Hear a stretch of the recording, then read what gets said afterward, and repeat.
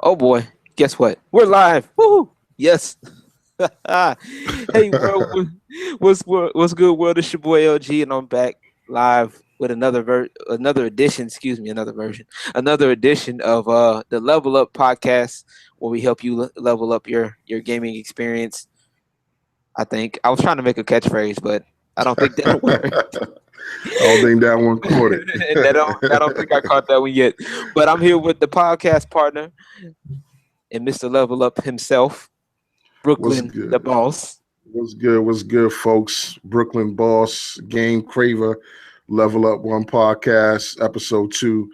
We're going to be talking about gaming, sure to keep your interest and keep your computer monitor right where it's at, because we're going to get into this gaming news of the week, so on and etc. Yep. So I'm ready to get it started. I'm excited. I've been hearing some crazy stuff, and let's start off with something crazy. Now Microsoft they did this thing called Young Conquer, okay, and for those who don't know what Young Conquer is or never heard of Conquer, there was a game back on Nintendo 64 called Conquer's Bad Fur Day, okay. And it was just a great game. It was edgy for its time. Um, it was just crazy. It was crazy for its time. It was one of the first rated M games for the N64, and it was very, like I said, very edgy, crude humor for its time, and it was just a fun game overall, fun platformer. Now, some years later, that there was they was talking about making a thing called Young Conquer, and that caught a lot of people's interest and stuff like that. But one problem, one problem. I'm gonna show you what the problem is, and if everybody can see this, this is the old Conquer. Everybody loves this Conquer. This is the new Conquer. Mm. Before, after. Now, does anybody see a problem with this? I see several problems with this because this is not even remotely close. This is so bad. This is horrible. I'm sorry. This is just bad. It's laughable. Now they're trying to do something with the Oculus. I think it's the Oculus Rift or something with the VR. Okay, with this using Conquer, and basically he'll recognize the room, jump over the couch, and things, jump on your couch, do certain things like interact with your TV and all that stuff. I mean, not your TV, but interact with your room. You know what I'm saying? And the premise is okay. The premise is very okay, but the design is just laughable. Like, this is not even what I would think for Young Conquer to be. I think the redesign looks like something that a kid could just did and said, okay, well, look, I'm just going to use this, and somebody just said, okay, we'll go for this. This is like one of those things that are like, who greenlighted this idea? This is just this is sad. When I think of Conquer, I'm thinking of this, a platformer with some edgy humor. The guy that just wanted, some milk or some, you know what I'm saying? I don't see this. What is I can't deal, man. I think what they were trying to do, they was trying to probably update that model due to the fact that the game came out back in 2002 or something like that. uh, So, or maybe a little earlier than that. But I think that they were trying to modernize that particular character. I never got the opportunity to play the game for whatever reason. It slipped by. But I saw in another podcast some other folks talking about it, and that's why it's kind of, I'm gonna leave that up to you to really make the disclaimer whether it's a bad rendition of that particular character, because I never played the game. So Bro, it is a very bad rendition. In my personal opinion, it's very bad because like it's one of those things that people do not know. When people get a hold of a remake, like I'm all for reboots. Okay, if you want to reboot something, by all means, go ahead. But if you're gonna reboot something, at least take the time to research the character, research the game, research what he was about. You know what I'm saying? And at least keep a few things in there from that character. And if you're gonna redesign him or make him quote unquote younger, um, do it a little bit better justice. Like, I don't think, that looks like he has some not that looks like he was on some drugs or he has some spoiled milk or something. You know what I'm saying? I don't get that, man. And I'm not trying to dwell on it, but like I said, it was a real bad rendition. But it's just it's horrible, horrible.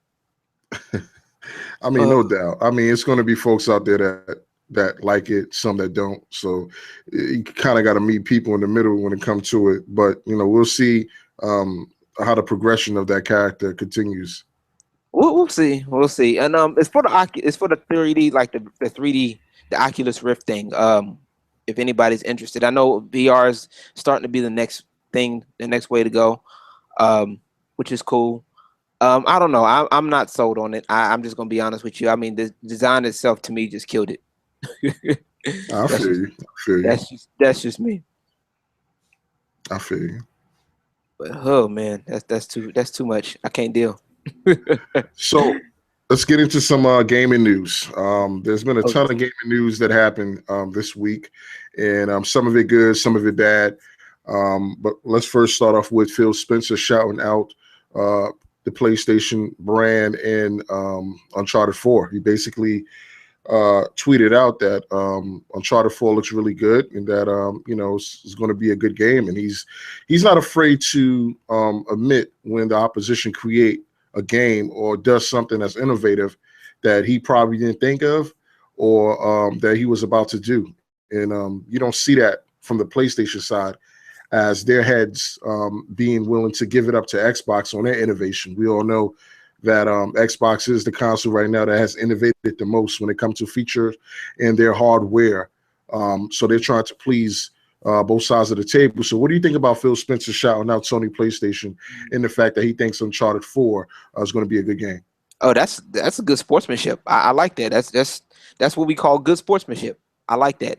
That's something that, like you said, a lot of people are not doing. Everybody's so competitive to the point where they will not give credit where credit's due, and that really, um, that can have a good effect on as far as what's the word I want to use? I guess as far as personality wise down the line, because not everybody, like I said, not everybody can say good job when somebody is doing something that's different or better than yours.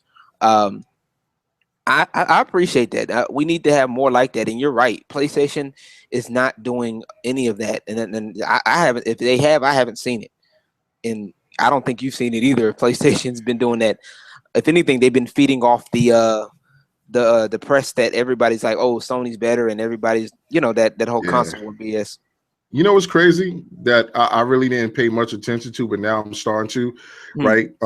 Folks that own like a PS4 and the Xbox One, and they call themselves gamers, right? Yeah, Because I'm hearing a lot of folks, and I'm not saying all, so I don't want to generalize, but I'm yeah, hearing a lot of folks saying that the PS4 is the better console. I only use my Xbox to watch movies or Netflix or whatever. Like, then what's the point of you paying $400 for if you're only using your console to watch movies with? Like right. that don't make any sense. I bought both platforms so I can play the exclusive games that's going to be on either or platform, so that I don't miss out on any game that I like because I'm just a gamer. That's just what I do. And I think that people got to come to grips with reality when it comes to the Xbox One and what it's doing, and that it's trend setting, to be quite honest. Even though PlayStation 4 have allegedly sold more units worldwide, Xbox have more gamers playing and more games sold on their console. But people want to overlook that, right? People want to, stick with what they want to hear and believe what they want to believe. But reality is reality.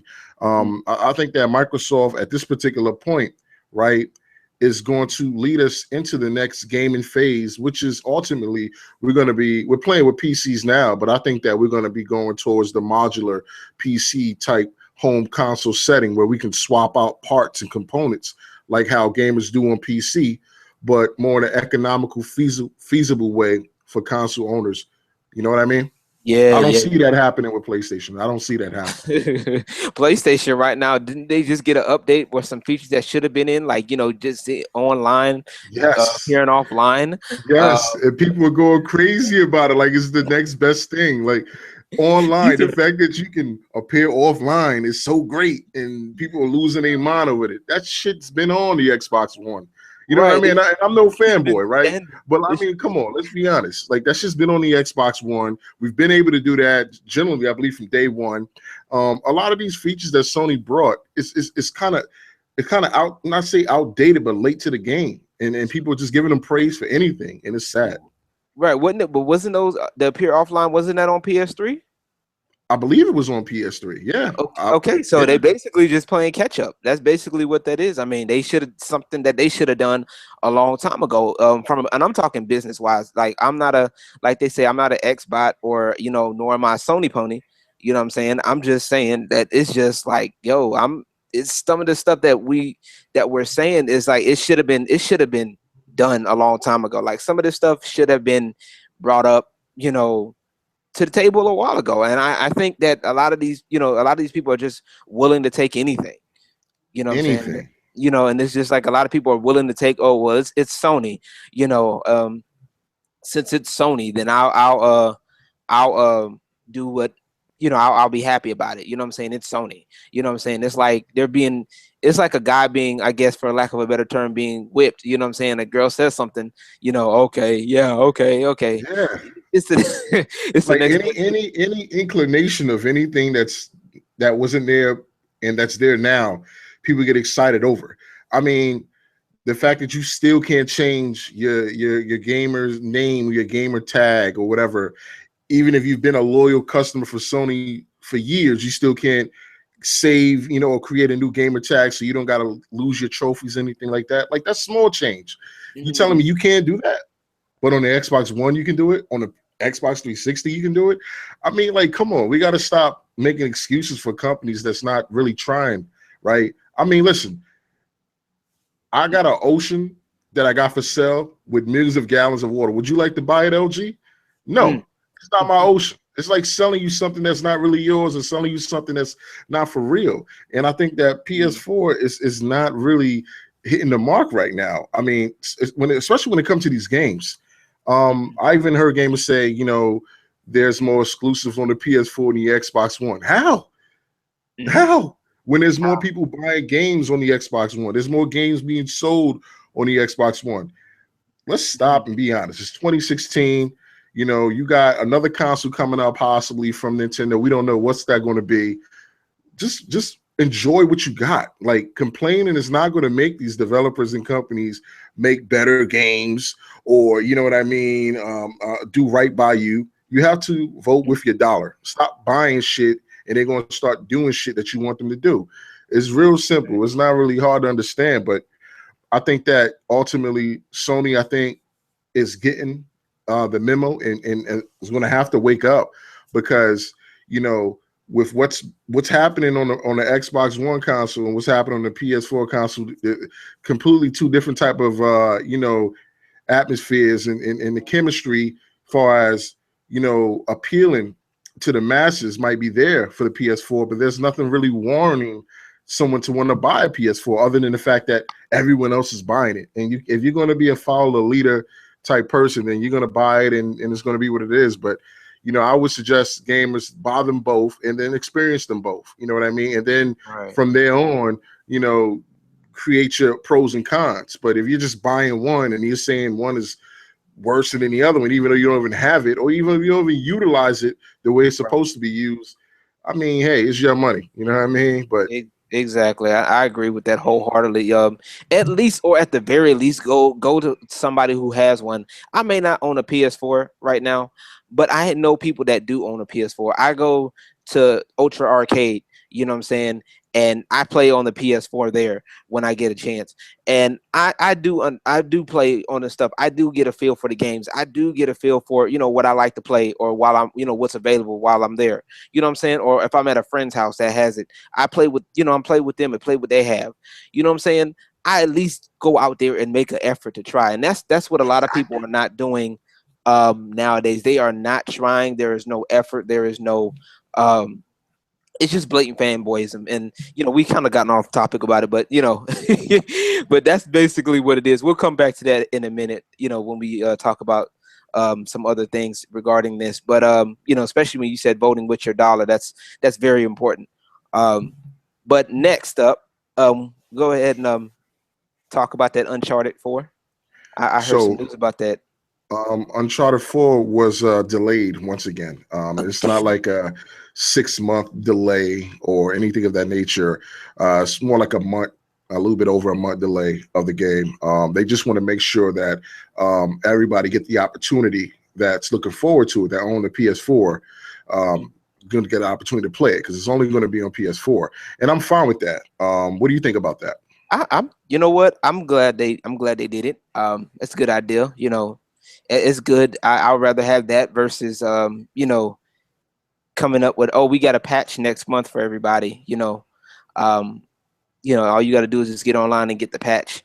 Um, which both has its ups and downs, but overall, I think that's a very good idea. I know everybody's expecting it to be a certain date, but you know what? I'm glad they at least pushed it back for quality purposes. That's a good thing. So we're going to keep it straight and simple. I mean, that's about as real as it gets. I thank you.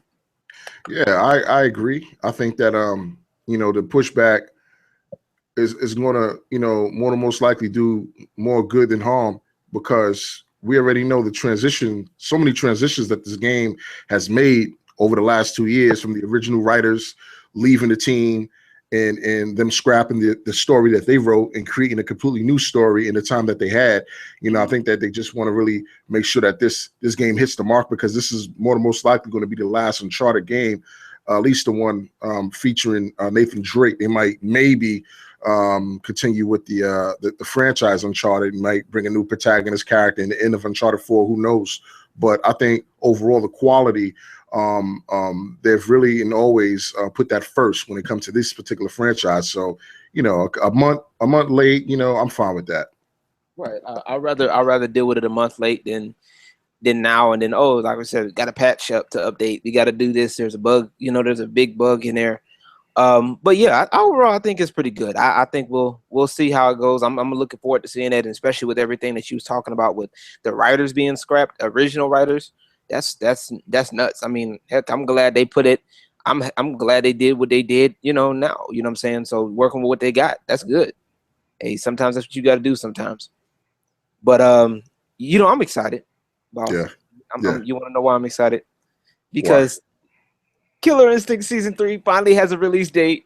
I'm Oh excited. man, you ain't leaving the house now. Bro, I didn't leave the house beforehand, but no, I'm joking. But it is the release date has been confirmed for the 29th of this month, March 29th. And I'm excited to see it. Of course, they have Rash is going to be there from Battletoads. I was about to say Maya, but I meant Kim Woo. Kim Woo's going to be on it. Also with some big balance changes to season 3. Certain moves causing flip outs and such.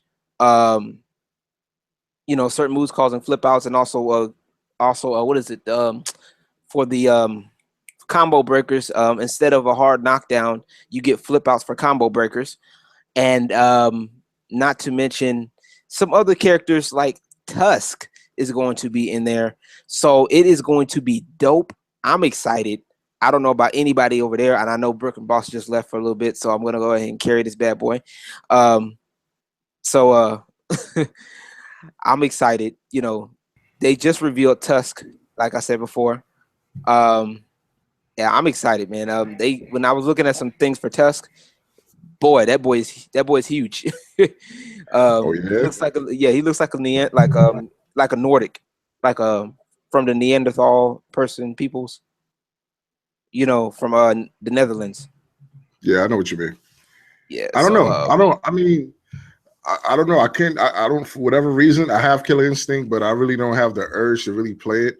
Like I said, I'm old school, so I've been playing it from back in the day. But the new one, it's not that it's a bad game. I tried it, but it's not something that I'm really, really, really that into. I'm more of a Street Fighter guy, which I'm probably going to cop once they do that update and patch everything through, so that we can really play a real Street Fighter game with all the modes, so on and etc. But I do admire your interest in this game because you've been getting it done. I've been watching your videos. You've been, what I mean, trying to show what you're doing and showing that you know how to play the game and you know what it's about. So definitely support you on that. Oh yeah, appreciate it, man. It's fun. I'm looking forward to it. Shout out to the homie Brandon Alexander and people at Ultra Arcade. They've been putting out the stuff, and I'm excited to see what's going to happen. They also did some lighting changes too. They overhauled the lighting. Um, they overhauled like the lighting system, the shadow. When you do the shadow moves, it's going to be a complete, pretty much almost complete overhaul. They actually also added the Arbiter from Halo is going to be in there. Oh, that's dope. Yeah, That's so dope. I seen a little bit of gameplay.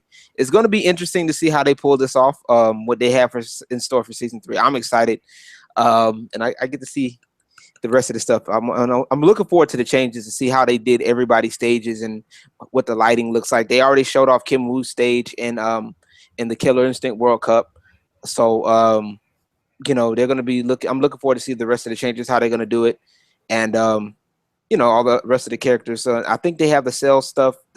They'll be having the sales information out soon. So right now they're just showing off the characters so far and all of that good stuff. Yeah, let me ask you a question for at least some viewers who are not familiar with the seasons of prior Killer Instinct games that came out. You want to explain to them what they got in season 1, season 2, and you just explain what they got in season 3. But explain to them what they got in season 2 and what is the difference between 2 and 3. Season 2, of course, besides the obvious influx of characters, was basically the balance. There was a lot of balance changes. There was a lot of things that were in the first season that really weren't. There were like a lot of unblockable setups and a lot of basically unblockables. Like for everybody that do the combos, if you did like opener combo, the combo structure is opener linker. Basically, it's opener linker ender. I'm just kind of like condensing it down like real quick.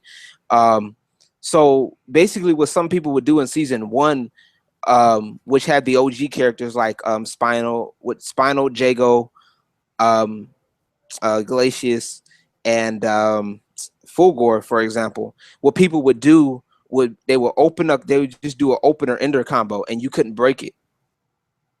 You understand what I'm Okay, saying? I see. Because it was an unblockable setup. It was like a real short unblockable setup, and that was actually been in since I think the old version. I think the old version they had that the opener Oh, ender. really? Yeah, I think so if I remember correctly. The opener ender, and you couldn't break the combo because it was so short. Well, I know season 2. I remember them adding that in season 2 to where you can actually break that. If you do an opener ender, it's counted as a high. You know what I'm saying? So you break it using highs and stuff like that. So it's to kind of keep the game competitive. Also near the end of season 2 cycle, they added some things that for the UI or the HUD differences. They added things like knowing when something's a counter hit. Well, they've been had that, like or knowing when something's a punishment. When it says punishment, basically in fighting game terms, where something's punishable when you get hit as you're recovering from an attack. Cool, So if cool. somebody does a heavy attack and they whiff it, and you hit them with a jab while they're recovering before they're able to block it, that's what's called a punishment. Oh, that's what's up, man. I mean, So like I it's said, I'm visual. I'm It's a more visual thing. mash X, mash square, mash O, and get the fight over with. So I mean, I wouldn't know any of that. You see what I'm Right. saying? So I mean, I just want to have you clarify with those fans out there that are really interested in this game because Killer Instinct does have a large following. Oh So yeah. for those that wanted to know what was in season 2, there you go. Yeah. What do you think about Call of Duty? There's been some talk and rumor talk of a new Call of Duty. What do you think about that? Do we need one? We just got one last year. Do we need another one every year? Do they need to annualize this franchise anymore?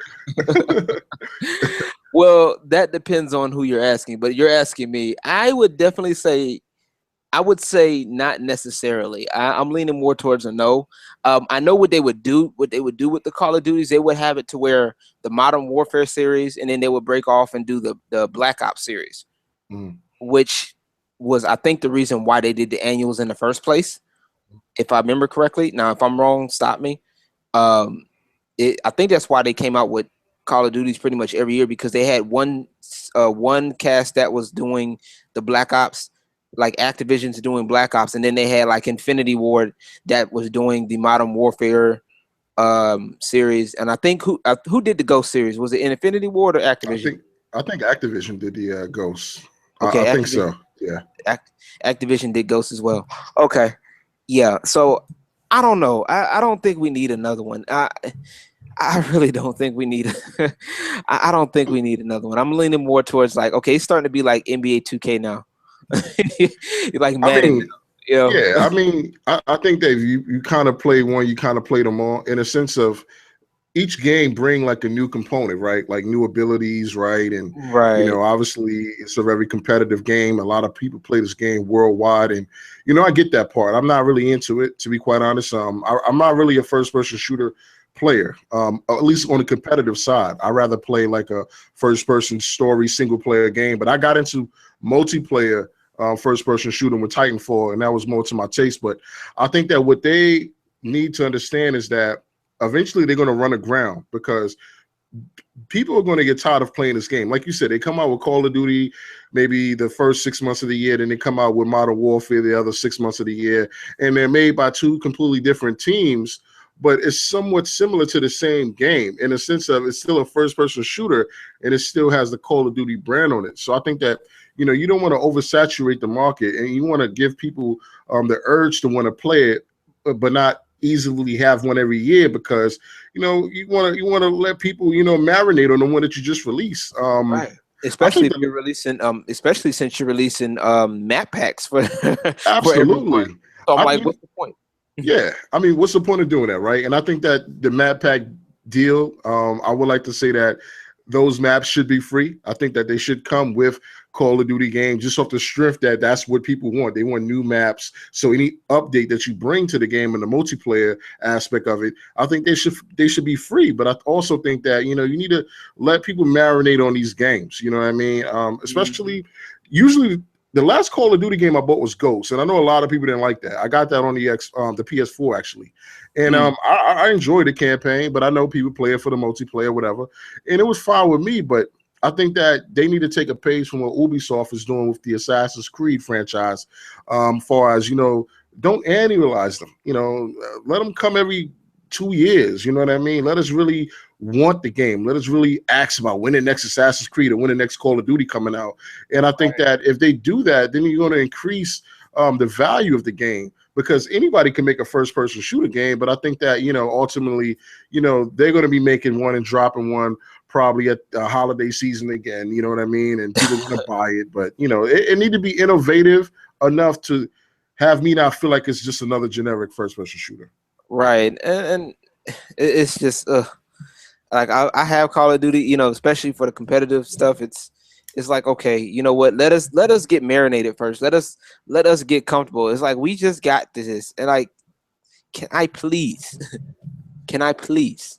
Right. please, pretty please, enjoy this game, and at least make the map packs a little bit more affordable than $40. Like, you know what I'm saying? Yeah. Like I would, people that pre-ordered the game, you know what I'm saying, may not have had the season pass or whatever.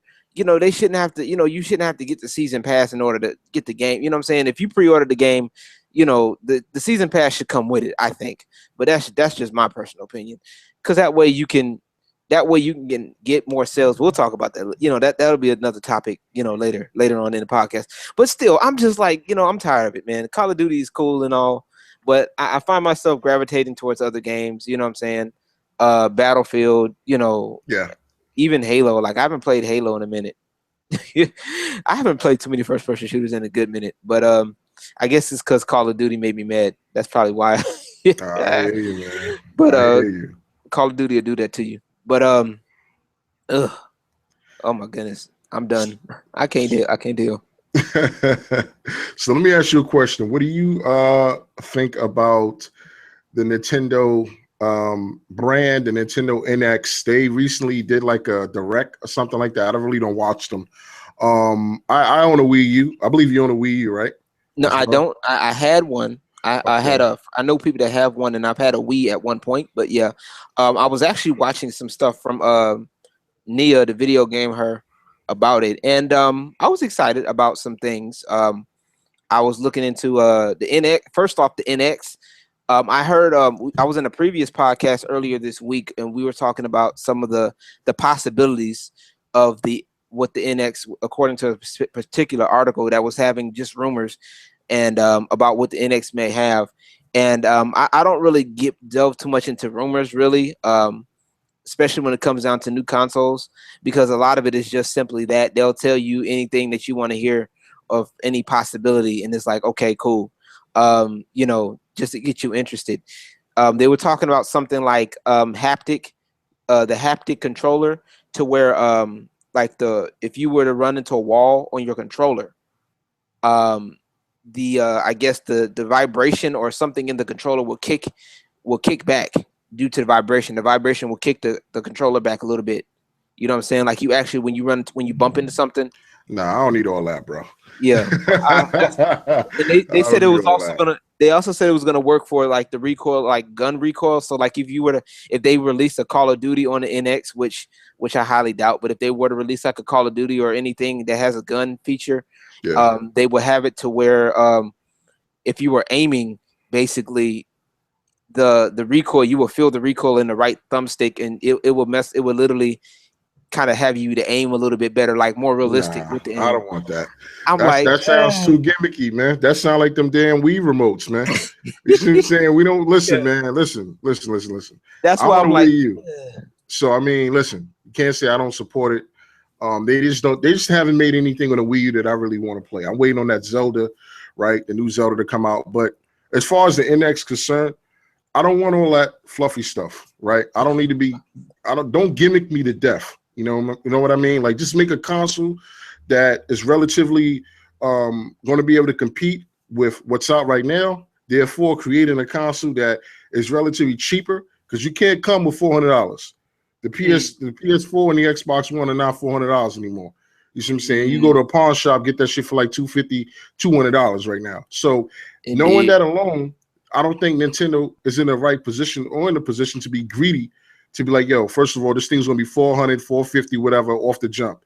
Two, they promised us so many games in the Wii U that I don't think that the games that's supposed to be coming to the Wii U are going to come to the Wii U. I think they're going to go directly to the Nintendo NX. Also, what I want also is a generic gamepad controller. I don't need buttons on the left, underneath the controller, on the right, on the side. I don't need any of that. I don't need my buttons to light up. Like the Game Pro controller I got for the Wii U that I use. That's the perfect controller. Bring us something that we generally our hands are generally normal to holding.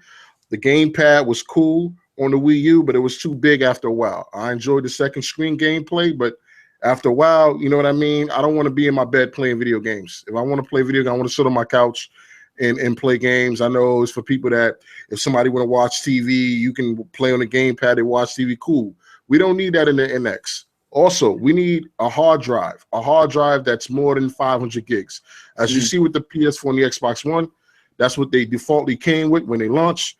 Even though you can upgrade both of them, you need to come with a hard drive, whereas gamers feel like, you know what, I'm going to get my money for my buck. I don't have to buy any exterior sources to be able to download my games. Also, if you're going to have backwards compatibility, right? Yep. Have it, right? Have backwards compatibility for the Wii U and old school titles, but have it day one. I don't want to be waiting for that feature fucking 2 years down the line. They announce, you're going to be able to play Wii U games. Now you're going to be able to play old Nintendo games that I already have on my Nintendo account, because then that'll suck. Then that'll be another console that I'm going to have to hook up again to play my old school Nintendo games. And ultimately, I think that the marketing got to be on point. You got to market to the Western people over here, because it's going to sell in China, Japan, and other countries in the world, but it got to sell here in the West. If you don't win the West, then you ain't winning nothing. And the Western part of the world matters when it should matter when it comes to Nintendo, because it matters to Sony and Microsoft. So therefore, you got to market and have somebody that's relatable in the sense of they know what they're talking about and sound like they're not just shoving a square in a peg hole to American consumers. We don't need that. You see what I'm saying? We need games that we want to play, games that can relate to our culture. I'm not saying that, get rid of Mario, because I love Mario. That's the whole reason why I bought my Wii U. Yeah. I wanted to play Mario. So, I mean, if you're going to make games, And I understand that Nintendo's been light on the third-party support. You're going to have to make your console open source to developers that want to create games that doesn't fit in the cookie cutout of what Nintendo wants to do. Now, I get it. Nintendo makes great IPs in-house, but all the IPs don't seem like they're IPs that a lot of people want to play. You're catering to a niche crowd, whereas if you're a company, you got to cater to the general demographic of who you're catering to and a larger group of people. You can't just cater to people that like myself that's been playing Nintendo since the NES. You got to be able to broaden your scope and broaden your understanding of who's going to want to play your game. Also, I'm going to say this, and I'm going to say this now.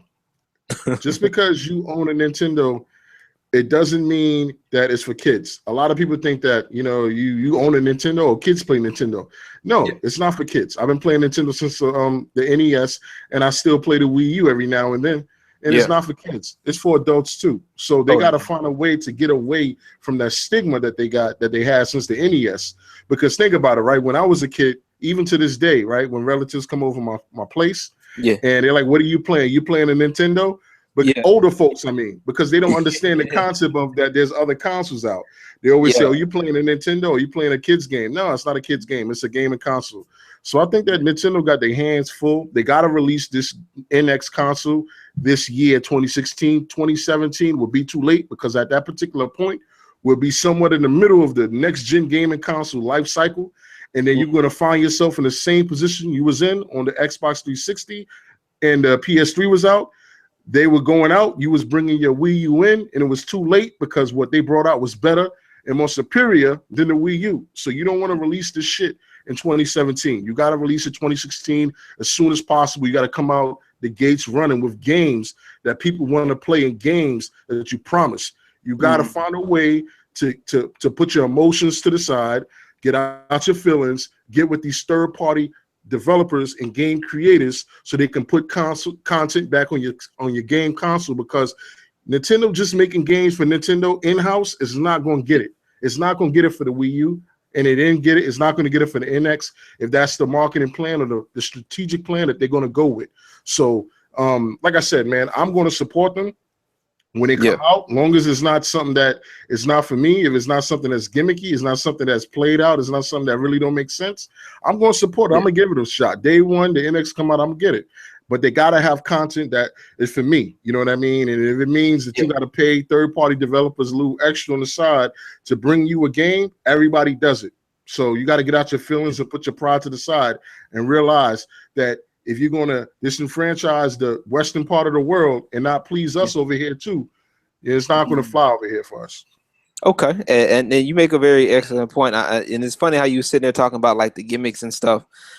I actually, it's funny how you mentioned the gimmicks with the controller thing. I think the pad, like the Nintendo's Wii U, especially like the little gamepad, I thought that was pretty cool.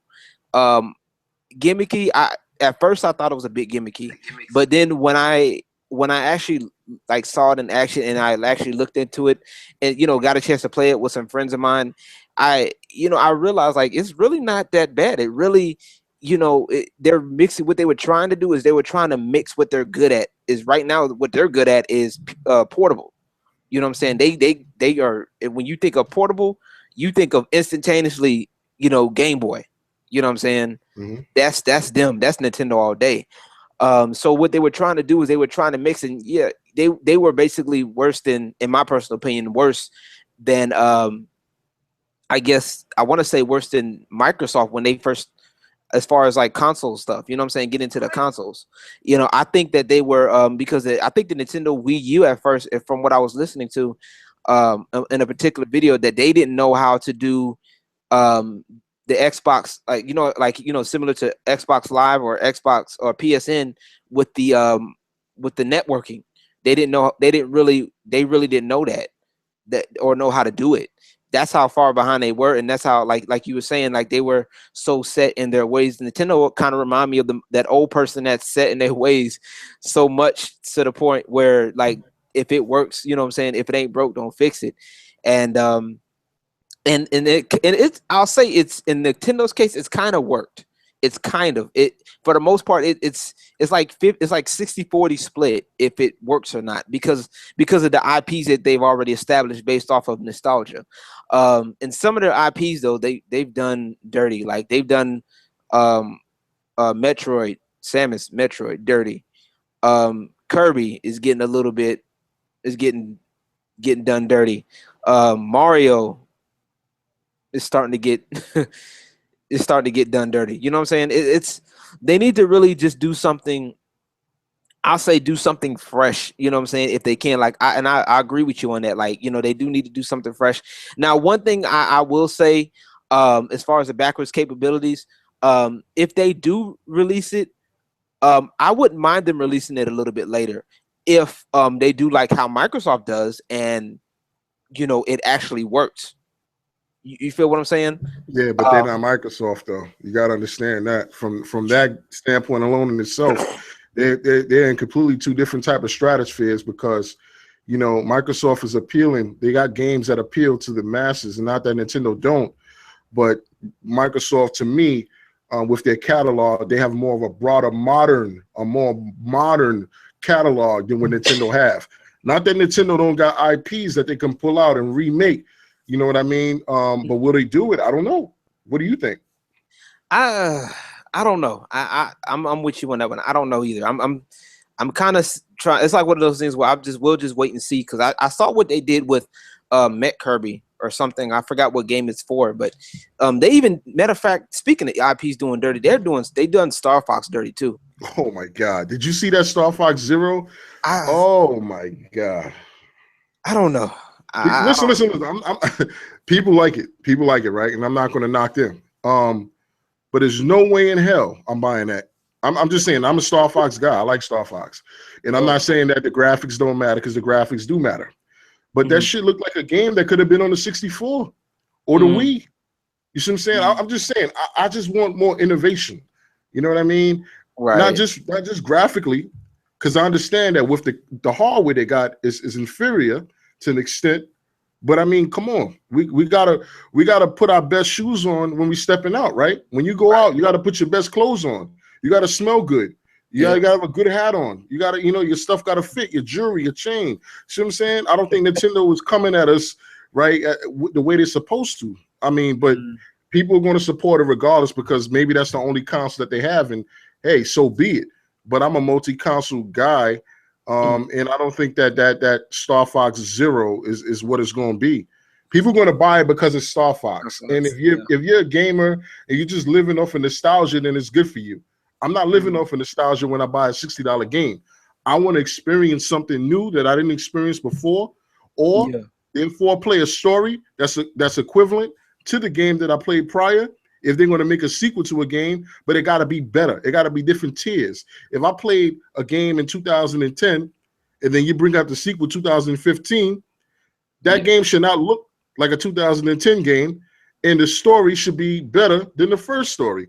Right. But it just seemed like, you know, you just put a character in an airplane, a fox, and people just get all gushy and mushy because it's a Nintendo franchise. It's like, I don't know how you can live by that code. You know, I don't know. I don't know either how people can do it. I don't know. Because, I mean, I'm not going to lie. We all got bit by the nostalgia bug before, and we're not going to sit up here and lie and say we haven't. You know, I've done things. I've seen play games or remakes even that were just strictly reported for the original, like when they did Star Fox for the 3DS. I actually think that was, matter of fact, that was actually a pretty good port. That was a pretty good port when they did Star Fox for the 3D. The first one, it was one of the first games for the 3DS, and I think it was pretty good. I enjoyed it. You know, it kind of brought back the nostalgia factor because it kind of pretty much was the same dang thing. But I don't know if you're gonna do things like that. If you're gonna do remakes or rehashes, you know, please add some things to it. Like give me some extra Easter eggs that, you know, or give me some extra secrets. Like if they remake, say for example, they remake Super Mario Brothers 3, for example, give me, you know, the secrets that I already know. You know, a lot of people know the secrets of Super Mario Brothers 3. You know what I'm saying? Give me that plus some more. You know what I'm saying? or try to make it different. Move it around, move the secret around a little bit to where I gotta, go and find it. You know what I'm saying? Give me something extra. You know what I'm saying? Something that'll be like, oh, okay, well, the secret's not there. Where is it at? Did they take it out? Oh, it's here. It's over there. Something. Give me something. But I feel you on that. They gotta come out. They gotta come out with something. I think they have to come out with something. And I believe that, this year. Now, as far as this year is concerned, I do think they need to come out with something soon. I don't know date wise. I do understand your point and why you said this year. So I don't know. I don't know when. I do think they need to come up with something soon. Something. At least give me a prototype of what the NX is going to look like. Mm-hmm. You know what I'm saying? All right now, all we have is speculations. You know what I'm saying? That's all we got. Absolutely. You hit the nail on the head. All we have is speculation, but it has to be something that's going to be mind blowing or very innovative. Let's go on to another topic though. Okay. Titanfall 2 appeared on a GameStop website. What do you think about that? Have you ever played Titanfall? Yes, I have. I liked it. I thought it was okay. Thought it was pretty good. Like I said, maybe I was just worn out by Call of Duty to where I didn't really give it too much of a shot. But but I think it's from what I've seen you play it. I think it's a pretty good game. I just didn't like the online only thing. I think that kind of killed it for me. Because I want to be able to play my games both on and offline. Yeah. You know what I'm saying? I think what Titanfall did, they did what Call of Duty should have did, which was like just make it online only, since everybody plays it. People don't play Call of Duty for a story. They just play it for the multiplayer. So I think that's something, if they're going to make anything online only, they should have just made it Call of Duty that way. But that's just my personal opinion. Anyway, but yeah, if Titanfall 2, I think I heard they say they was going to do a story, right? Correct? I remember you saying something about that. They was going to do a story. Yep. Okay, like an actual, and it's going to be offline, or will I be able to play custom games offline, or like, how Call of Duty does with custom games offline, or will that part be just multiplayer or be online?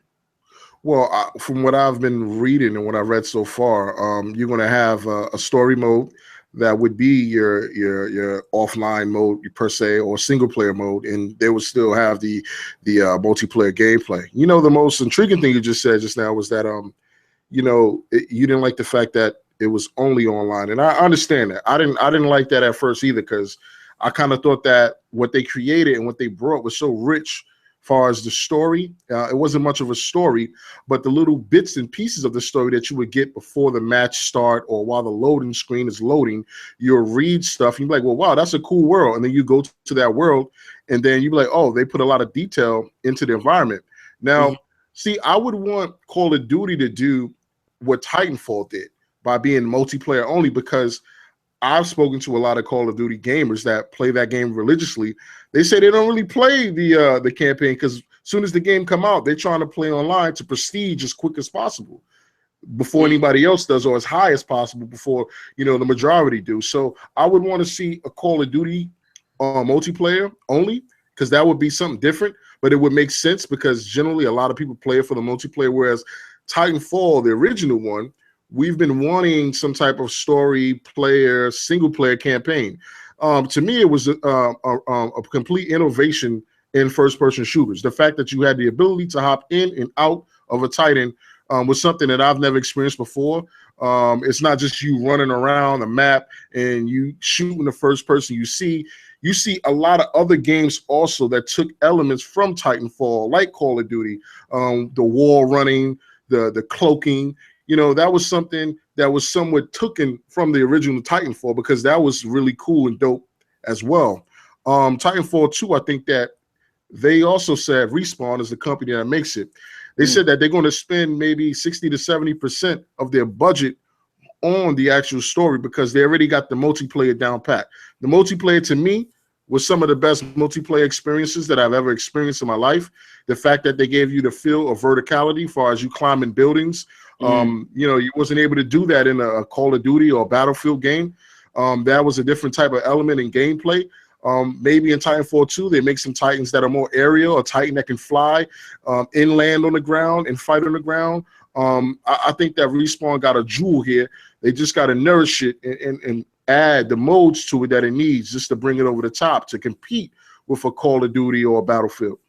Yeah, and I actually, you know what? And in my little experience of playing the game, I forgot what mode it was, but there was a mode where um after you reach a certain game point, like the point on the game, where there's a part where like a ship comes for I think the winning team or I think the losing team or something like that.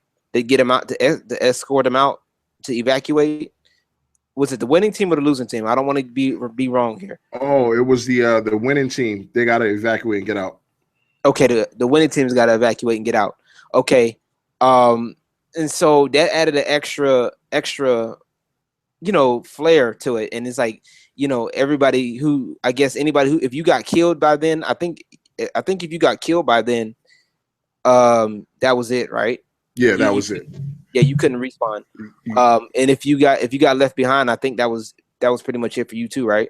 Yeah, that was it too. Yep. Now that was pretty. I think that was pretty interesting. I was like, oh, okay, wow. I mean, that's a new layer of interesting. You know what I'm saying to me? I was like, oh, okay, well, that adds a little mini game to it. Like, okay, that gives people a chance to like, that if I'm on the losing team, I can be like, okay, well, you're not getting out of here alive, dadgummit. I lost, but you know what? I'm killing you, so you ain't gonna get on that ship. I'm gonna find out where that ship is, and I'm gonna get you. You know what I'm saying? But I think that was pretty dope. I think that was pretty good, little innovative ideas. From what little bit I did play, like I said, because of Call of Duty, I got burnt out on it, so that was just my fault, I guess. But other than that, I think it was pretty good. I'm looking forward to be honest. I'm not gonna be completely just. I'm gonna be real with it. I'm not. I'm kind of looking forward to it. I'm just gonna say like, okay, we'll see what's up. Cool. So let's go to the next topic. Apparently Ubisoft, the creators of Far Cry, there's apparently Far Cry Primal and Far Cry 4 share the same map, meaning people are saying that they just reskinned Far Cry 4 map into the Far Cry Primal map and just added some new foliage and scenery and mountains or crevices to make it a little bit distinguished, but it's the same type of map. Now, what do you think about game developers that do that want to say they got a new IP for you, but give you the same damn map to an extent in the new IP? What do you think about that? Man, that's funny. That's hilarious. To me, that's hilarious. I think it's funny because it's funny that people like. I don't know. I don't know how to put that. That's funny. That's all I can say. That's hilarious to me. I'm trying not to laugh like so much because that's funny. It's like people, and the funny thing is just I don't know what's funnier, the people that they actually did it or people bought it. I mean, I don't know. I think. What do you think? And I'm gonna put out a piggyback off you on the minute because I don't know what to think of that right now. I mean, to be quite honest, man, I think that's messed up, and I'm gonna tell you why. Because listen, they put this game out, right? Like, oh, this is a new IP. It's not a standalone. I mean, listen, you remember when Far Cry 3 came out? The DLC that you got was Blood Dragon, right? And that was a completely different type of experience. You had a guy with bionic arms and lasers and dinosaurs or whatever you want to call it in the game. And it completely removed you from Far Cry 3. So Primal comes out, right? Yeah, Far Cry Primal. You in the Stone Age time, and listen, I like how it looked and for what it is and what it's trying to be, right? But I never thought it was going to work because it was the same thing that I thought then. I think now they just recycled some of the resources from Far Cry 4, which by the way was a decent game. It wasn't better than Far Cry 3's story. But Far Cry 4, I think they just took elements from it to bring it over to grab, even more money. Ubisoft been doing this shit for years. I'm be quite honest with you, because even in Watch Dogs, they took elements, right, from Unity. They took elements from Assassin's Creed Unity, and when they put it in Watch Dogs. So I was like, it's not something that's above them. It's something that they've done prior to me that I've noticed. I don't like it, because then if you're going to do that, you got to charge me half, because it's not really original game. So therefore, don't market it as an original game or a completely new IP if you're using the same map and you're just reskinning it to an extent to give me a different experience. I think that's lazy. I think that that's not a developer that's, giving me my full bang for my buck. And I'm not saying they do that with all games, because overall, any Ubisoft game that I generally bought has been pretty decent. But I think that in this day and age, you can't fool gamers. This is the information technology age. So therefore, you can't just try to pull a wool over people's eyes and say this is a completely new IP. Now the game looks beautiful. What you're able to do is outstanding. There's no guns in the game.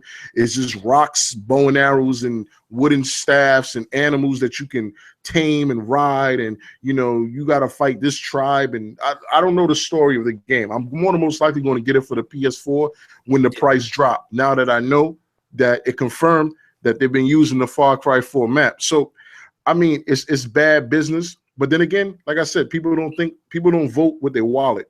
You know what I mean? If they did, then this game wouldn't be selling. But people are just going to buy things because it's there. I've never been that type of guy to buy a game because it's a game that's out or it's a new game. I want to buy something that I'm interested in, that I'm going to enjoy. So I think that it's bad business if they did that. You know why I'm kind of thinking it's kind of funny, because it's the same. Some of the stuff that this is what I thought when I heard of Far Cry Primal. To a degree, I thought that it was basically a kind of a reskin, if you will. You know what I'm saying? I thought that it was going to be. That's when I first heard Far Cry Primal. Just like with the other, I thought it was just some DLC type stuff. You know what I'm saying? I didn't know it was an original IP before I started looking into it myself. You understand what I'm saying? That's why I'm kind of like laughing, because it's like it doesn't necessarily surprise me. Well, then again, not too many things surprise me, especially my current state. But anyway, that doesn't really surprise me. But I do understand that people are like, okay, wait a minute. These are, a lot of companies, especially when you have the same title. I wouldn't be surprised if they do, take some elements from a previous game, because when you like, for example, when you slap a Mario game and then you do for something else, Mario XYZ, you know what I'm saying? Mario could be doing, playing basketball, doing a Mario basketball game, but yet they're still going to put some elements from, I was about to say Green Hill Zone like a dummy, but from stage 1-1 on, you know what I'm saying, on Mario Brothers, you know what I'm saying? So I mean, there's to a degree, everybody reuses something, but I guess I do understand the point. I understand the point of the entire map itself being reskinned, and I guess probably what they did was they just reskinned it and then added some foliage and redid the lighting, which that's a process within itself. I don't know. Like I said, to me, in my personal thing, like it's kind of, it is to a degree. I do agree. It's kind of lazy. And I think it's just funny that some people would just like, okay, well, let's see what we can get away with here. That's what I think that was. Yeah. It was it's like with I wouldn't say Battlefield, excuse me. Call of Duty. To me, it's like, okay, let's see what we can add this time. Let's add a little bit of verticality in Black Ops now, to where you can fly a little bit, and we'll call that innovation. You know what I'm saying? Instead of having Titans, we'll have a what's that kill streak that they got in Black Ops 3? That's kind of like a Titan. I forgot the name of the kill streak. Yeah, I forgot the name too. Yeah, but it's there. It's like you got to protect it, and it's like right there. You can't even get in it, but it's like it's like an automated thing. It's like, okay, well, heck, they did that in Advanced Warfare. They had like a little they had a thing in there. It was kind of like a Titan, and every time I saw it, I was like, prepare for Titanfall. So I mean, that's all it was. I mean, a lot of developers took a lot of those elements from Respawn and Titanfall, and they won't admit it. And first-person shooters, if they fanboys of Call of Duty, they won't admit it either. But like I said, Titanfall is a really good game. Let's move on to our next topic. So, the Division comes out Tuesday, the 8th, March 8th. I'm super excited. Before I give you my thoughts about it, what do you think about it, LG? Will you be getting it? Will I be getting it? Yes, I plan on getting it. It might not be like right away, because I got some things to take care of. But yeah, I do plan on getting it. I enjoyed the beta. I enjoy the beta, so I will be getting the game. It might not be, like I said, right off the bat, but I plan on getting it eventually. Oh, Somewhere. cool. What about you, man? I I know you mean, like. listen, LG, man, I had the opportunity to play the beta, the first one and the second one. I played the beta on the Xbox One and the PS4. I did a video where I put to rest the assumption that people will put out there that the PS4 version is the definitive version. Like, I don't know Mhm. what the fuck that means. Like, I mean, the game, they both look the same to me. You know what I mean? So Right. that's no fanboyism coming from my part. I had the opportunity to play them on both consoles. Um, I'm very concerned. I'm very concerned. Um, Uh-oh. the graphic fidelity of the game is gorgeous. Got it. Not only it'll also take place in my city, so that's cool too. But I'm concerned because I'm not seeing uh, just from playing the beta and also being burnt by Bungie and Titan, not Titanfall, Destiny. I'm not seeing a lot of content, and maybe it's just behind the paywall still, right? Because we only got a vertical slice when we played the beta, so Yeah. we wasn't really able to experience a lot. But I Right. think that, my biggest fear of the content, the lack of content, so far looks good. But is there going to be a ton of side missions? I heard there's like, correct me if I'm wrong, like 12 story missions. So if there's 12 story missions or something like that, how many side missions are there going to be? I'm not going to be running around the dark zone in Division, like, playing multiplayer, killing other agents. I might do it every now and then. I might do it, initially, but after a while, that's not why I'm playing it.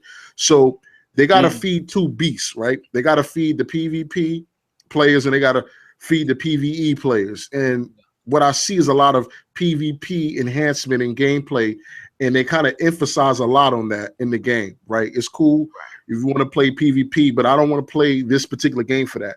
Mm. Like I said, the servers were cool. The servers, they weren't any, I wasn't dropping in and out of the game. I haven't heard or read any reports of gamers experiencing that. Right. Lagging and glitching. I haven't experienced either that on the PS4 or the Xbox One. Therefore, I can't say that on the technical side there's an issue. I'm more concerned with the content.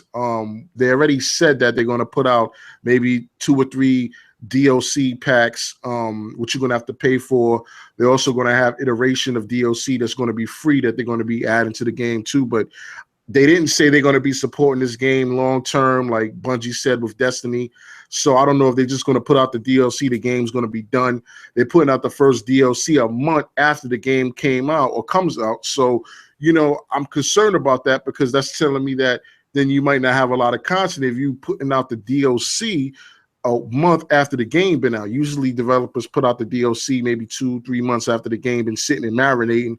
Look what they did with Fallout 4. And I understand Fallout 4 is a completely massive game. It's a completely different type of experience. But Yeah. it's going to come back to the content. If the content is poor, I swear, LG, I would take this shit back. If I beat this game, listen, because if I beat this game within 2 weeks of consistently playing it, then I Yeah. might say I might be content with it then. But if I'm able to beat the game within a week and or a couple of days, because I'm gonna play it when I get it. I'm not gonna play anything else. I'm gonna dedicate, my time to it. Mm. If it doesn't live up to the bite of the bark, then I'm not even gonna play anymore, throw up any more gameplay because then that'll be a completely then disappointment. Okay. I mean, I understand now. I from what I was seeing, they were advertising it as it was going to be a team-based thing. So the PvP or the PvE approach, I think is the thing that there was focusing on. In my personal opinion, Tom Clancy's always had they've always had some good Tom Clancy games. I'm praying to God that they do another Splinter Cell. I want another daggum Splinter Cell. God dang it, I want it. You don't understand. Or at least make it, the other ones, current ones, backwards compatible. But anyway, now if they, I don't know if they're gonna do like where you can party up with people. I Yeah. think they had that where you could party up with people and take on missions together, right? If I Yep. remember correctly, because yeah, Yep. most of my experience was mainly single player by itself, and I enjoy, like I said, I didn't have any technical problems either. I didn't have any problems with the with any servers dropping out, server lagging, any of that. I didn't even see too many bugs, or improper things happening, like, people, characters sliding when they should be walking.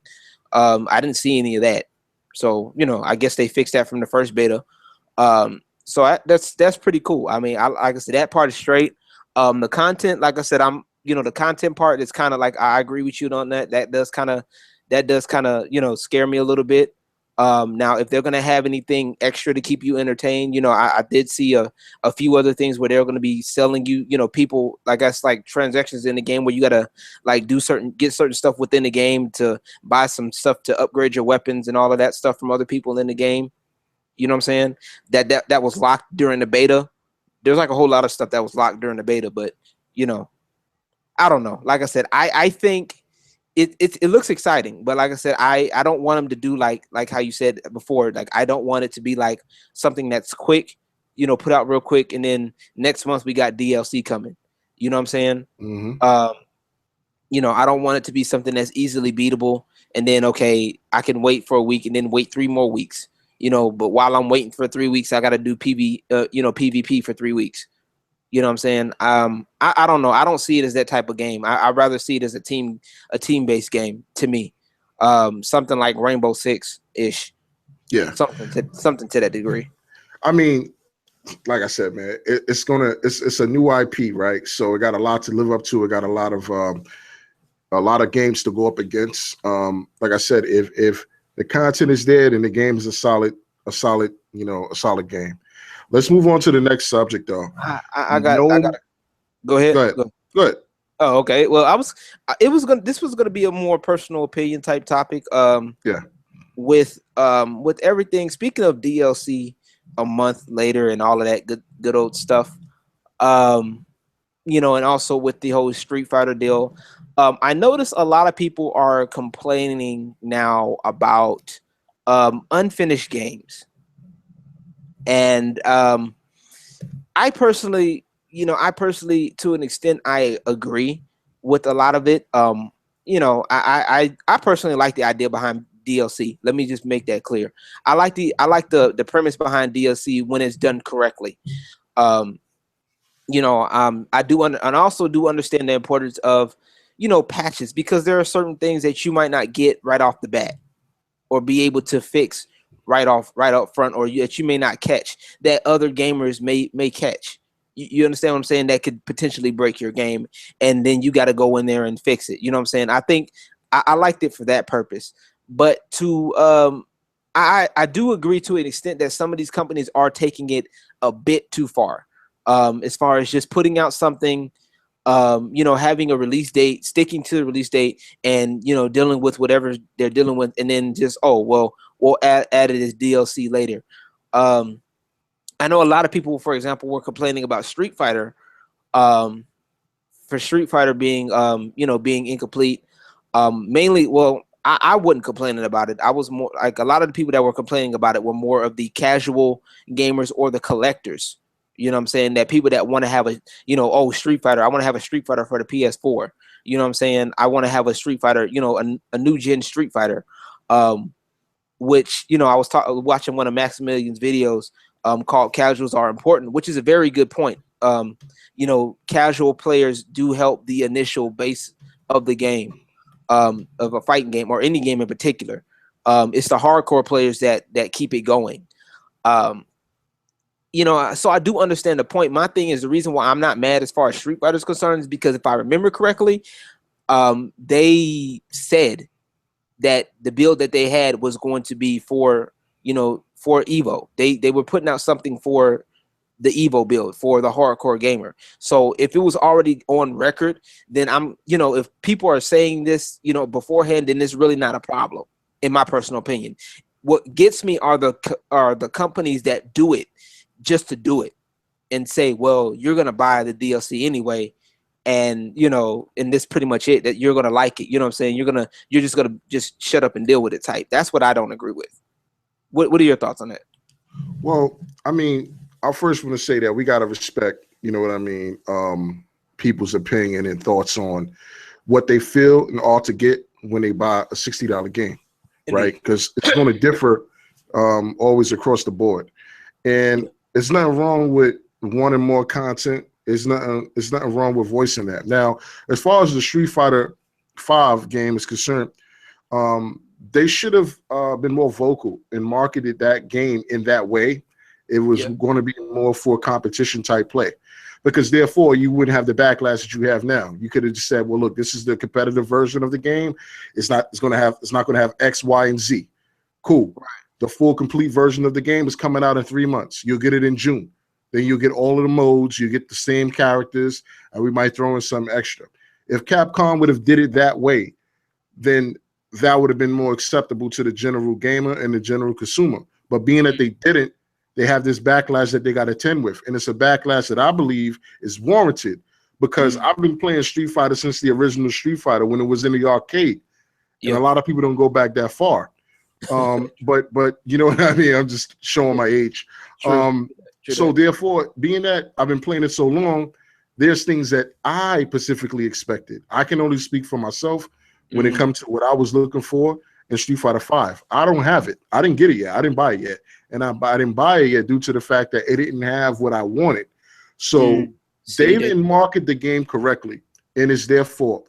And I don't blame gamers for feeling bamboozled if they get this game day one when it came out, and then you can't even play the generic Street Fighter modes in the game. You know, I would feel pissed off.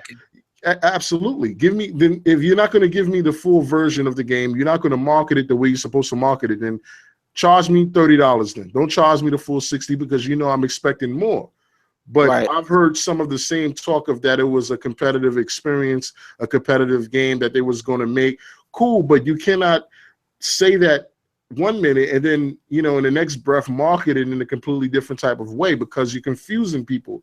Capcom has been making this Street Fighter franchise for years, right? So to me, I even saw gameplay of the issues that gamers are complaining about, as far as the, you know, the glitches in the game, you know, people quitting matches and then not getting any marks against their profile for that. Which is fixed now. That's a big hit now. Right. Oh boy. Right. They patched it through and fixed that. But you see, when you're dealing with a fighting game, I'm not saying that it doesn't take time and it's not a process to make it, but you've been making this particular franchise for years now. You should have the general blueprint and template on how to make a sufficient fighter game. Due to the last one that you came out with Street Fighter 4, that game had issues. And now this one comes out, this one have issues. So it's no excuse. And I don't blame anybody that bought it and took it back, because you look, they marketed you something that was marked wrong, and they had to own up to it. And I don't think that just because a game has a deadline and you're supposed to release it at a certain time that you should release it. Don't do it. Just wait. If you gotta look what Uncharted did. Look what Naughty Dog did. They said, "Yo, the game's not coming out next month. You gotta wait because we're still working on it. You gotta wait." So what? People are still gonna buy it because they're gonna enjoy the experience and they know that they're getting a quality game. So I would expect Capcom to come with the same type of sensitivity when they're creating this game, to know that people are going to be able to tell the nuances and differences, because it's a fighting game. That's all you're doing.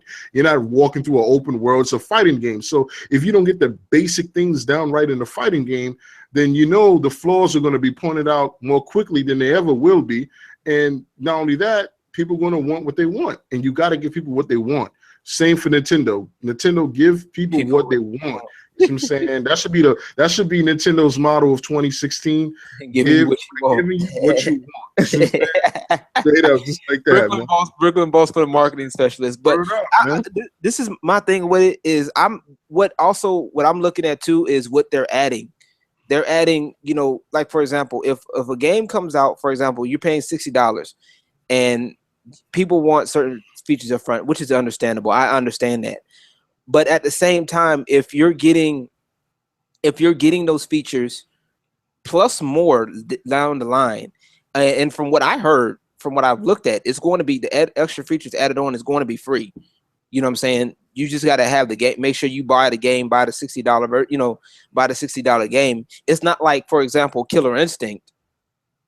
Killer Instinct, you paid a certain price, or if you got the free version, for example, for Killer Instinct, you only were limited to one character a week.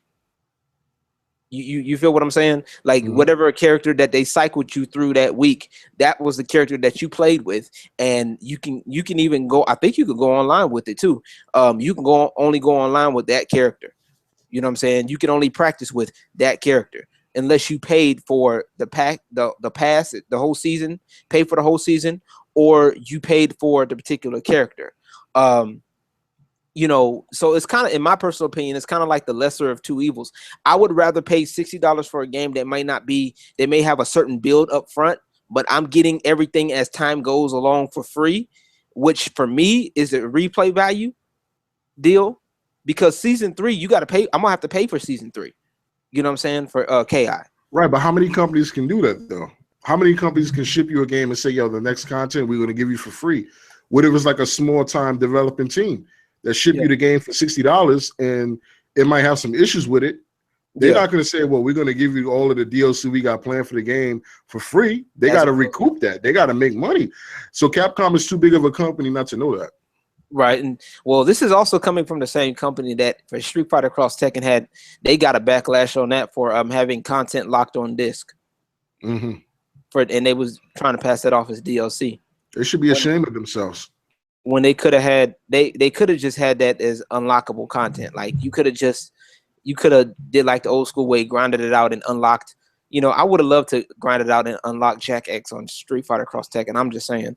But anyway, but yeah, I definitely understand. People are tripping about DLC.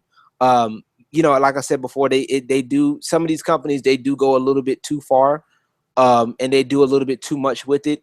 As far as DLC goes, they want to charge. I think they charge a little bit too much for some of it. They don't do a good job up front, but then they charge too much for the DLC, like Call of Duty. I think, you're getting a full map pack, for like $40-$50. Plus zombies. I would say make that down to 20 because, Call of Duty is a big franchise. People are going to buy Call of Duty regardless. You know what I'm saying? You got 10-year-olds that play that, coax their parents into buying them Call of Duty. You know what I'm saying? I say make a good game.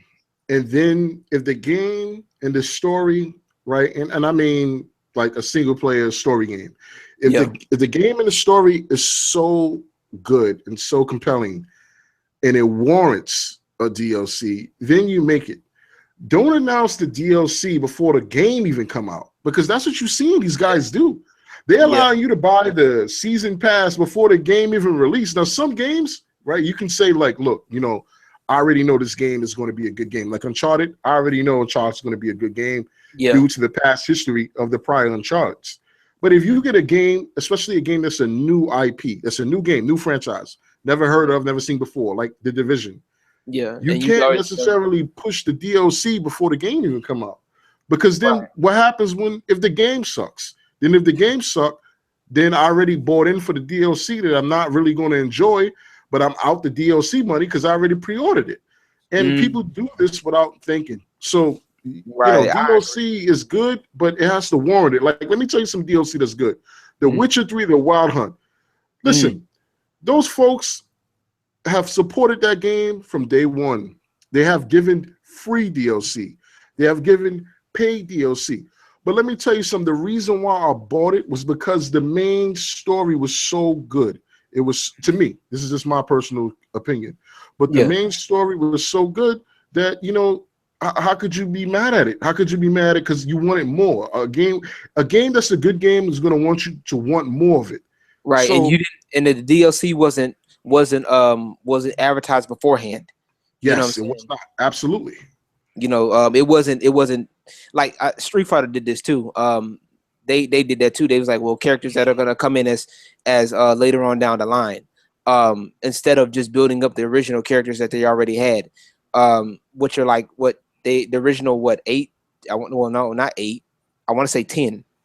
I'm not counting right now. I can't count right now. But anyway, I'm just saying if it's just, you cannot advertise.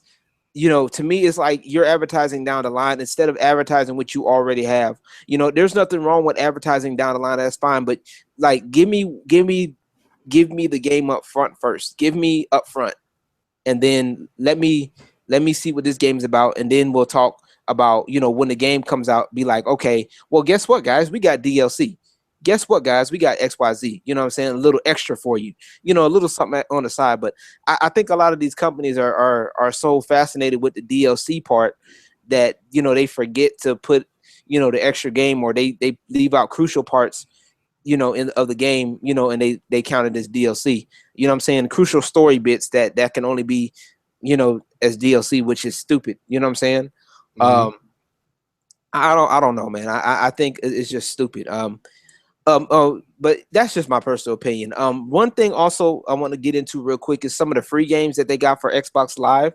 One of the games that they have free is the Sherlock Holmes Crime and Punishment. That is the current free game for this half of the month. I think until the 15th.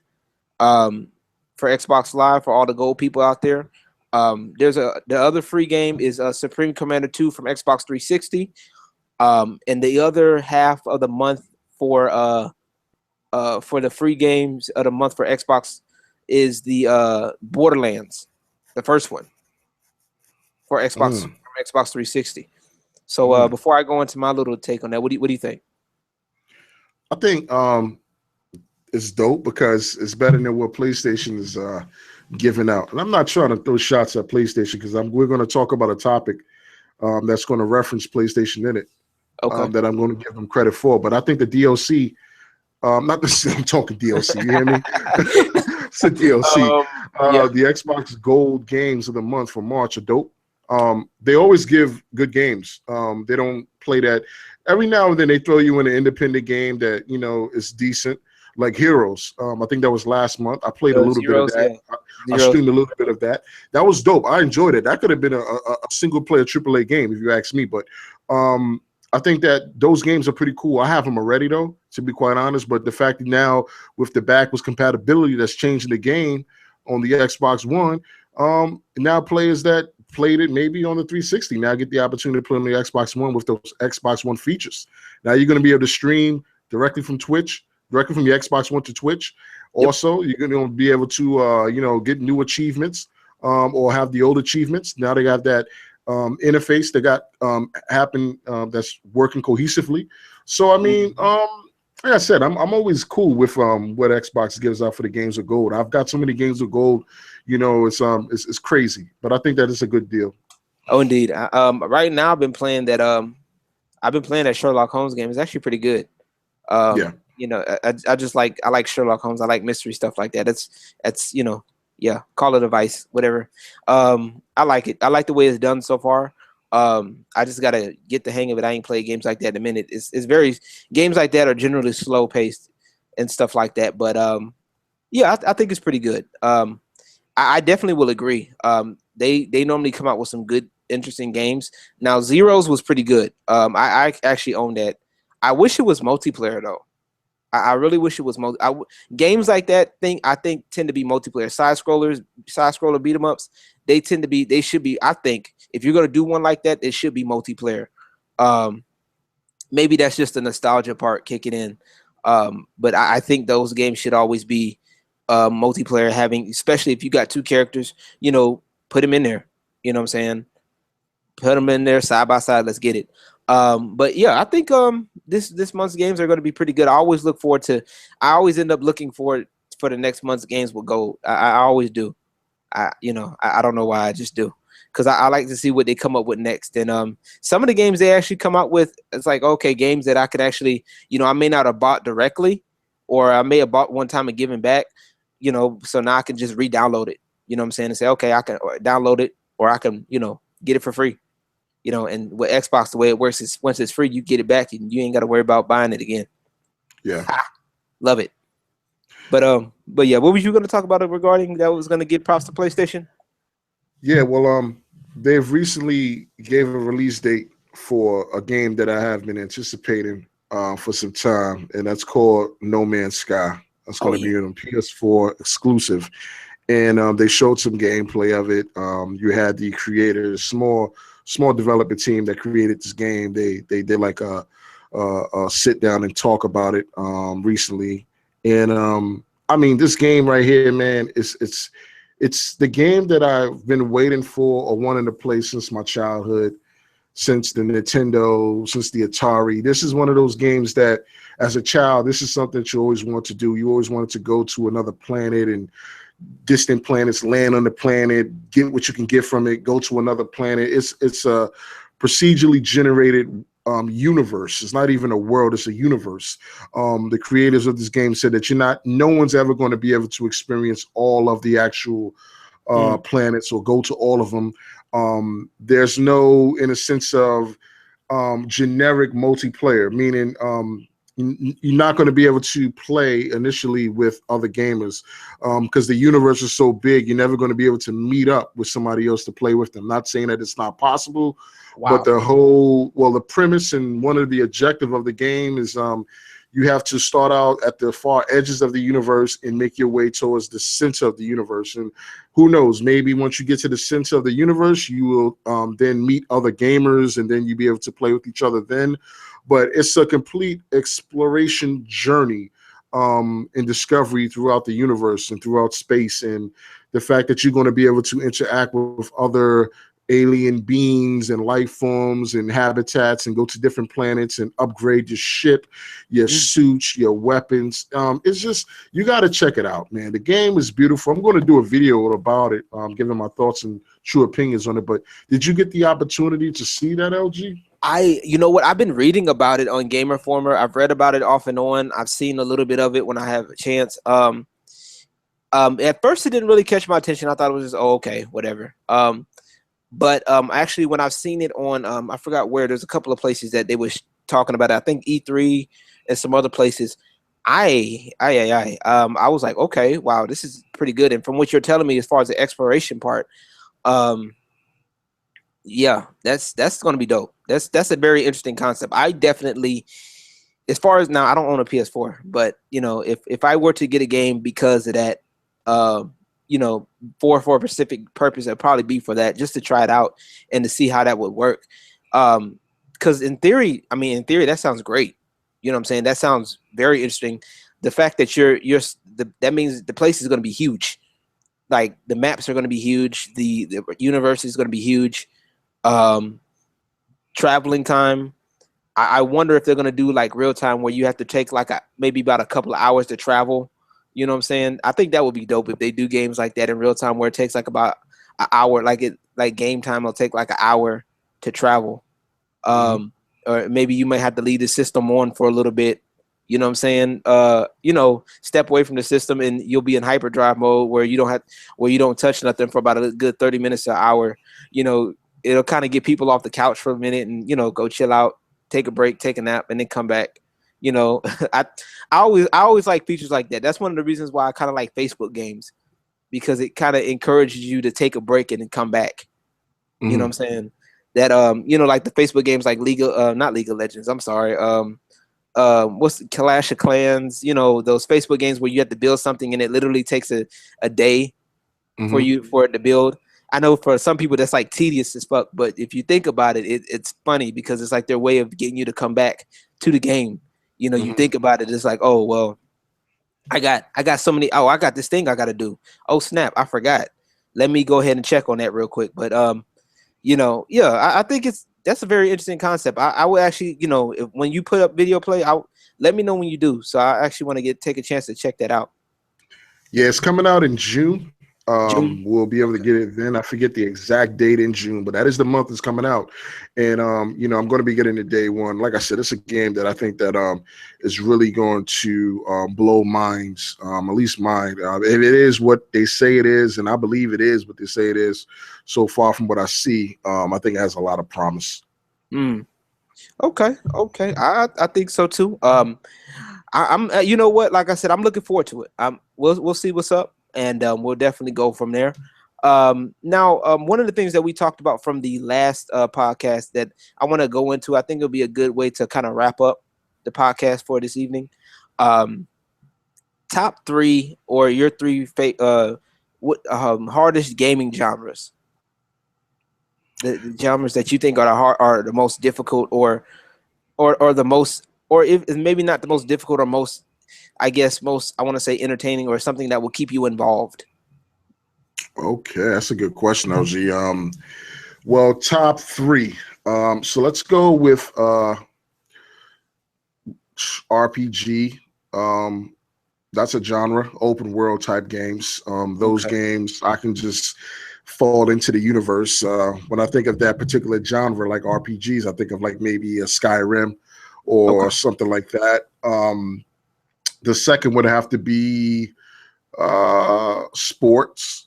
I Oh, enjoy playing the Maddens. I don't like buying them every year though, because I think that they're not really needed. Because they don't really add much value if you buy them like annually. Because I still play 2K14 and 2K15, Madden 25. I still play that. And those are old games. So I enjoy sports. And last but not least, let's end this with maybe a horror game, a good horror game. I enjoy that particular genre as well. okay. Horror. Horror not so much for me because to me, sometimes I guess it gets kind of cheesy after a while.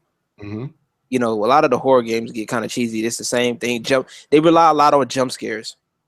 Hmm. A lot of games like those rely on the jump scare. They rely on the limiting of the player's abilities. That's Hmm. another thing that works with horror games if they're done rightly. The audio also is one. I did like what's that horror game? Before Dawn Oh or yeah, Until Dawn. Until Dawn. Before I was, I'm sorry, I gave it a wrong title. Um, Mhm. Until Dawn is a good one. Definitely a good one. I also like how they implemented where when you get a jump scare and there's like if you have the camera on Mhm. like your the PS camera, PlayStation camera, and Mhm. you get a jump scare and it records your reaction to the jump scare. Oh, really? Yeah, I don't know if you knew that. Oh, that's dope. I didn't know that. Well, I don't think you don't have a PlayStation camera, do you? Yeah, I do. I got it. Oh, okay. I don't know. Well, I think they have it. Like if you get caught in a jump scare, it'll record it for you. You know what I'm saying? It'll record it and it will you can go back once the game is over, and you can go back. You know, go into the archives. I think, and it'll show you your jump scare, like how your reaction to the jump scare and stuff. It's pretty. I think it's pretty dope. I seen that on a couple of streams before. I was like, oh wow, that's pretty interesting. Kind of creepy. Really? Yeah, kind of creepy, but interesting. Really? I didn't know that. Yeah. You might want to go back and try it. When I don't know if you played Until Dawn, but you played. Have No, you I played it? haven't played it. I saw gameplay of it. I haven't played it. Um, like I said, it looked like somebody would play. You know what it reminds me of? A game that's coming out pretty soon, hopefully this year. Okay. The Friday the 13th game Mm, that they're creating. I believe Adam Sandler, Sessler, excuse me, Adam Sessler is involved with that company, and he's working with them to create that game. So that looks like another horror game in the same vein as Until Dawn. okay. Okay. All right. Now, my turn, I guess. Um, hmm. This one's kind of a tough one. I would say so, I have a lot of genres that I play generally, but I do like the I would say as far as difficulty goes, uh, I wouldn't say the least difficult would be platformers. Platformers can vary in difficulty. Hmm. Um, Platformers can vary in difficulty. Um, because some games can be most platform games can be very easy. Some of them can be very difficult and require like perfect timing. Perfect timing. Like I mean, like Ori and the Blind Forest is one of them. If you think about it, if you ever played it, it's a platformer. Some of the jumps in there, especially later in the game, require you to like jump at the right moment. Like you cannot jump. If you jump too early, it's you're dead. If you jump too late, you're dead. Hmm. You understand what I'm saying? Hmm. Especially like when it gets to like points where you have to like it near the end. I'm not spoiling it or anything. I don't know if you played it. I don't want to spoil it, Yeah, that's all but right. you know, near the end, it's definitely one of those moments. Platformers, um, I like RPGs can vary in difficulty. Um, I like RPGs. I definitely like those, but I like action. I like more the action RPGs in some cases. I do have the patience for some of the other ones. Like Final, when I'm thinking RPG, I think more Skyrim is one. I also think of Final Fantasy, one of the OGs of RPGs. One of them, I consider it an OG.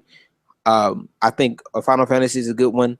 But for those that know me, I love the more of the fighting games the most. Those are very difficult.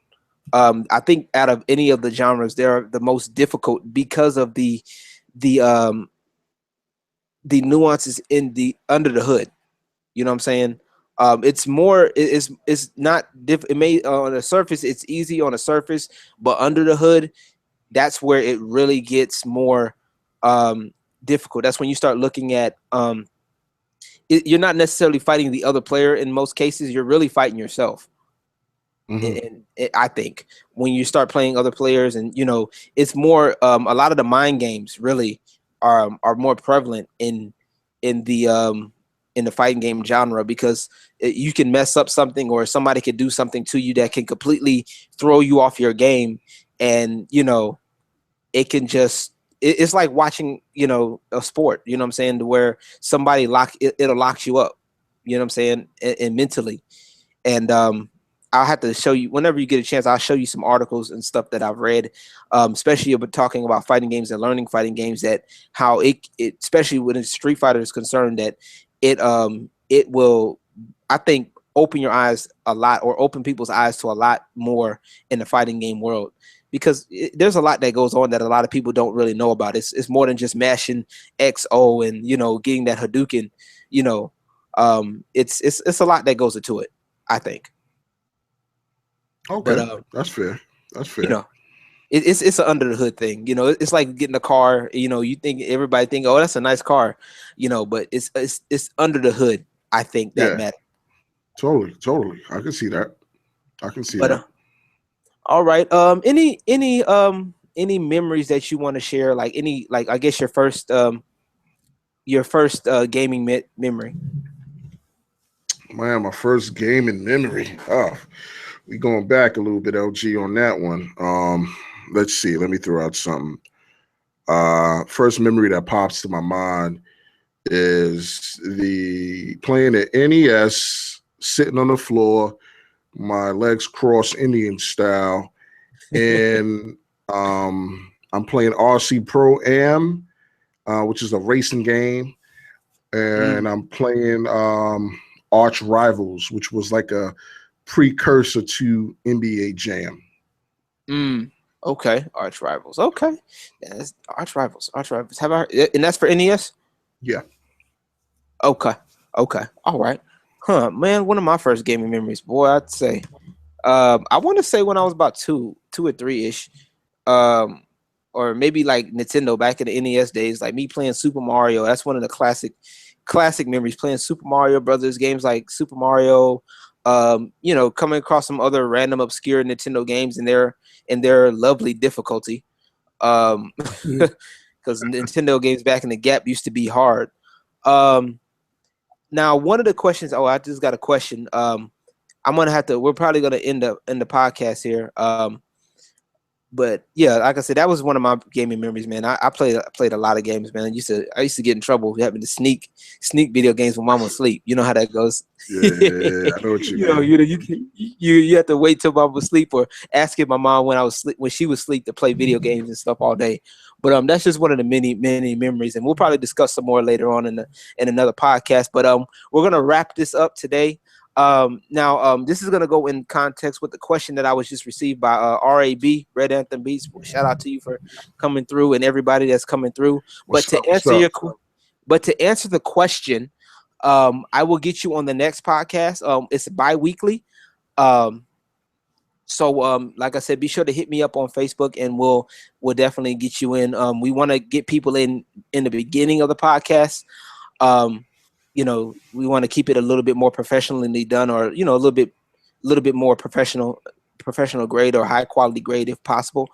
And we don't want to have people joining in the middle of conversations, Right. You know, like I said, just to keep it fair. So, like I said, if you guys are wanting to join, and I'm glad you asked, I will be hitting you guys up a little. I'm gonna do my best to hit people up a little bit later or a little bit earlier in the week. You know, once we get a date, because like I said, I coordinate this with Brooklyn Bawse. We coordinate this and coordinate a day and about a time of availability. And what I can do is, like I said, we'll at least get the day earlier in the week. If we can get the day earlier in the week, I can, you know, let you know what the day is when we can, you know, get everything going. As far as time, the time will be settled later in the week, and we'll go from there on that. You know, for those that are wanting to join. Like I said, for these podcasts, we normally keep it gaming. This is not like my normal hangouts where I just, you know, we'll talk about any and everything. This is more gaming related. So if those that want to get on the gaming stuff, please be sure to have your gaming cap on. You feel me? Yes. Be Yes. sure to have your gaming cap on. Be sure to, you know, keep it 100, keep it gaming, and keep it positive too. Like I said, now, we will do call outs if necessary. I haven't done one of those yet. Like Charlemagne's donkey of the day, we haven't. I might implement one of those. We might implement one of those, but we'll do that eventually down the line. But you know, but for anybody else that wants to be a part of this, please, just keep that in mind. We're gonna keep it positive. No trolls allowed. You know, I will let you know about yourself if you are trying to troll. You know what I'm saying? You know, don't let this calm demeanor fool you. You know, I'm not like Brooklyn Boss. Oh man. All Brooklyn, right, we're gonna get into that one. Brooklyn may let you slide. You know, Brooklyn may let you slide. You know what I'm saying? Or he might shoot you on, or he might shoot you on sight. But you know, I'll let you get in close enough to where I might get you with the sword. Hey, That's look, a little bit worse. LG, I'm trying to keep the peace like Nixon, man. I'm trying to keep the peace like Nixon, man. That's it. Hey, but you got your piece though. You got the aluminum steel piece. You know. Oh, you know, I got that on deck all day. You know that, LG. You know No, that. I'm just messing with Yeah, you. I know. But let them know where they can find you, man. Hey guys, you can find me at Game Craver. You know what I mean? That's where I upload Monday, Wednesday, and Friday, 3 days out the week. I don't upload anything on the weekend. I cover all type of gaming topics, games that I'm interested in. I own all of the major consoles. Also, I own a PC, Alienware Alpha. It is what it is. Don't forget to follow me there. Don't forget to support my boy LG.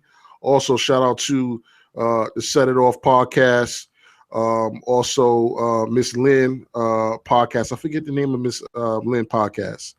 But shout her out too. Like I said, support between what's gamers. Between Gamers podcast. Excuse me, it just slipped my memory. Support real gamers. Support positive gaming, and support real YouTubers that put up quality content like myself and LG and others that want to give you that non-biased experience. Thank you for joining our Level Up podcast. All righty, and you guys know where you guys can find me. On Facebook, I'm about to share my screen here so y'all guys can see it, just in case so people won't be BSing. Be like, I don't know where to find you. Yeah. Like, no, you know where to find me. Stop it. Okay. You guys can find me at Damn, Twitter. LG. LG put his whole plug in. God damn, LG. You know I gotta do it, bro. Hey, I encourage you to do the same, man. But that way people know. People know. Follow me 210 at Twitter, 210LG. You guys get me at Facebook 210LG, as well as checking me out here on my YouTube. My channel is a mix of music, blogs, and gaming.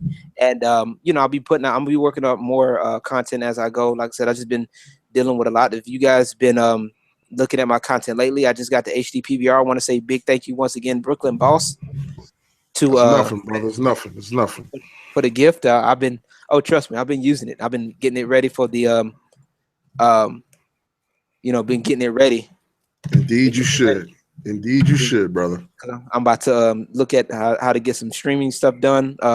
Just working on some little nuances here and there. So once I get that figured out, it's gonna be City. It's gonna be Fallout City, like Brooklyn Ball says, Fallout City. Shout out to everybody that was in the podcast. That were commenting. Uncle Witch, I see you. Zach King, I see you. Shout out to Zach King. What up, Zach? Yeah, he always be shouting me out. He always in the house, man, showing that support. I appreciate him. Indeed. Big shout out to everybody in the Red Anthem Beats or RAB. A big shout out to you. Thank you for coming through. Yeah. Big shout out to the Miss Lynn and the Between Gamers podcast. I almost forgot to name my dang old self. Shout out to Coupons podcast, the Set It Set Off. it off. Shout out to the Video Game Herds podcast, everybody at the Soldiers That Game, everybody that be podcasting and all that good stuff.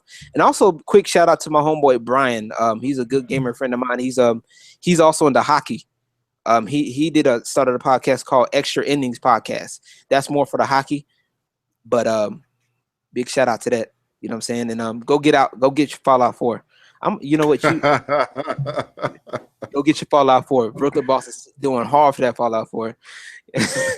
See, Miss Lynn, if you're watching this, you can't get mad at me for pushing Terraria because Brooklyn Bawse be pushing that Fallout 4. But anyway, be sure to check us out and be sure to also check out the game Craver, Brooklyn Bawse himself. And he got some great content as well. Help him get his stuff out there. And we'll definitely be in touch and keep pushing this stuff out. All right. That's going to be it for here. You guys check out the stuff. Check us out. Check out everything. I'm going to be working on getting everything done and completed and all that good stuff. So be sure to keep in touch, and we will see you guys on the next chance to level up. All right. Peace and God bless.